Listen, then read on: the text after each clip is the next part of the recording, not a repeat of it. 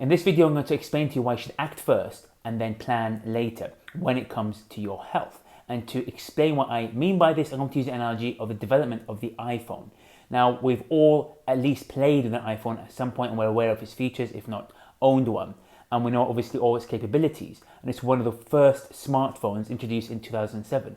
But if you look at the history of the iPhone, you'll see that it had a lot of problems when it was first released. It didn't have a copy and paste function. It had a problem with loss of signal when you held it in a certain way. It couldn't connect to the App Store, and it had minimal storage as well.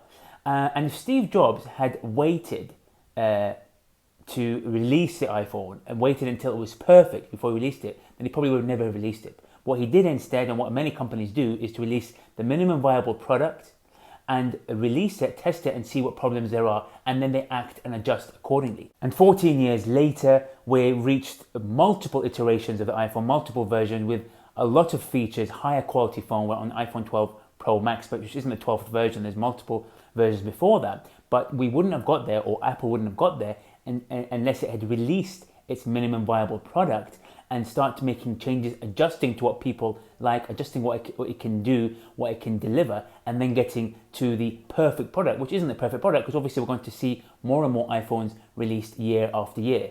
And the same principle applies to your own health.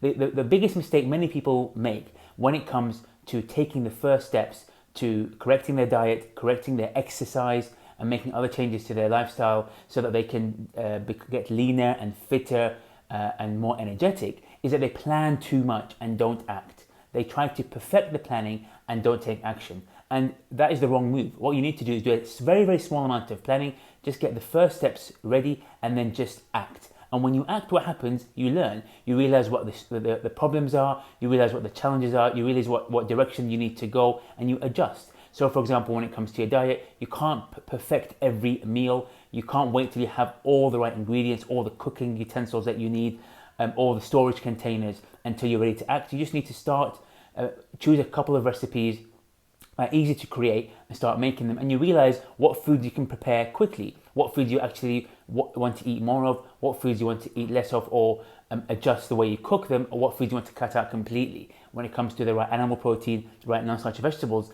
the only way you'll know is by acting and adjusting. The same goes for exercise. You don't want the perfect time of day, the perfect workout gear or equipment. Choose a simple exercise routine, something that will stimulate your heart, stimulate your muscles, whether it's body weight, whether it's dumbbells, bands, kettlebells, weights in the gym, whatever it is. Choose a narrow range, act first, and then reflect and adjust. And then that's how you develop the consistent diet and exercise habit that's going to get you lean and then keep you lean and allow you to develop a foundation which you can build upon. So let me know what you think about this. Let me know what you think about the analogy. Definitely, you should start taking action, adjust, plan, and learn, and keep moving forward. And I'll see you on the next video.